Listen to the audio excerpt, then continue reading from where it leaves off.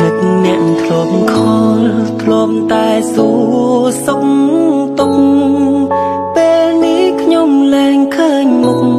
តើសុខទុក្ខម្នាក់នោះយ៉ាងណាធ្លាប់និយាយផ្អែមល្ហែមធ្លាប់សារសុំស្នេហាគ្រប់យ៉ាងបដូរអស់ហើយណាមានអារម្មណ៍ថាឈឺចាប់ឥឡូវខលមិនចូលពេលខ្លាំងក៏គ្មានអ្ន